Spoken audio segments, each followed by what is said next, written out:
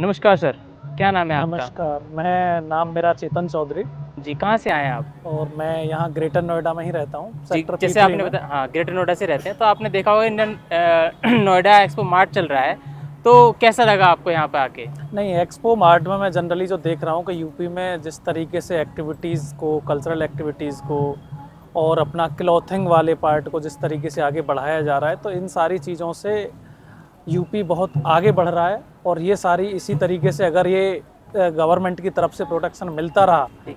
तो ये सारी चीज़ें बहुत आगे जाने वाली हैं। जिस तरीके से अभी तक यूपी की इमेज थी वो सब कुछ बदलने वाली है। जैसे आपने बताया कि यूपी की इमेज, तो पहले क्या इमेज खराब थी?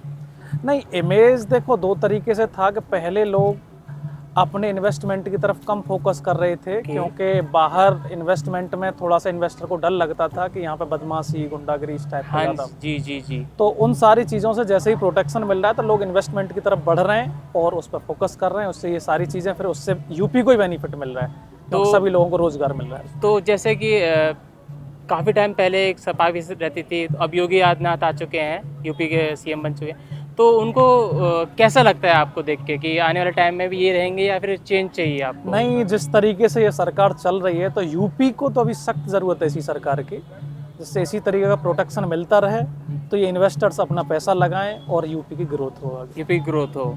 तो जैसे कि आप जानते हैं कि एक्सपो मार्ट चल रहा है, तो आपको क्या लगा ऐसा खास इस एक्सपो मार्ट में?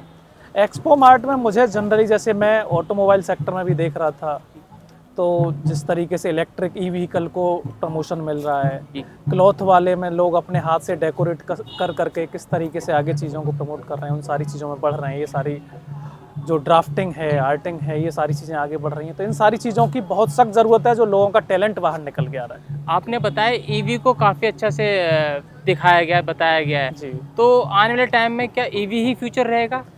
जो जिस तरीके से अभी डिमांड है, जिस तरीके से देख रहे हैं कि बाहर पॉल्यूशन बढ़ रहा है, जी।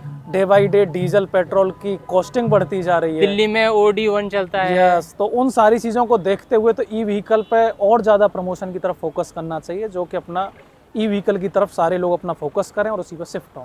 और जनता को बताना भी चाहते हैं कि हम ईवी पर सब्सिडी मिलती है आपको। यस यस यस, तो इस सब्सिडी का फ़ायदा उठाएं और अपना सेविंग की भी तरफ सोचें, क्योंकि इससे अपना फ्यूल सेविंग भी हो रही है और एनवायरनमेंट की सेविंग हो रही है, जो सबसे ज़्यादा ज़रूरत है। और देश तरक्की करेगा Yes, तो आप yes. भी तरक्की करेंगे और रोजगार भी मिलेंगे। Right right.